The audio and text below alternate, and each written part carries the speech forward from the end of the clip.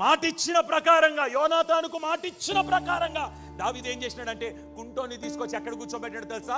తన కుమారులు తినే రాజ బల్ల మీద కూర్చోబెట్టమన్నాడు. రే ఇవాళ ఒక్క రోజేరా అని అనలేదు. సదాకాలం నువ్వు బ్రతికినన్ని దినాలు ఈ బల్ల మీదనే కూర్చొని తినాలి.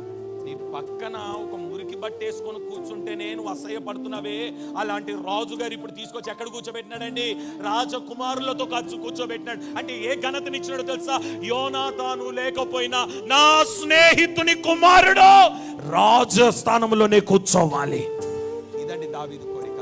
ఈరోజు మన నిజ దావీదు, మన దేవుడు, మన యేసయ్య కూడా కోరుతుంది ఏంటంటే నీవు రాజబల్ల మీద కూర్చొని భోజనము చేయాలి. నిన్నటి వరకు ఏ బంధువుల ముందు అవమానపరచబడ్డావు, ఏ స్నేహితుల ముందు అవమానపరచబడ్డావు, ఏ రక్త సంబంధులు నేను చూసి ఛీ అని అన్నారు, వాళ్ళ ముందే దేవుడు నేను రాజబల్ల మీద కూర్చోబెడతాడు. రాజ ఆహారముతో నిన్ను పోషిస్తాడు.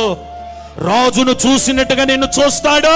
యోనాతాను చనిపోయినా యోనాతాను ఇంటి వారిని మాత్రము దావీదు మర్చిపోలే. నా యేసయ్య నిన్ను మర్చిపోడు, నా యేసయ్య నిన్ను మర్చిపోడు.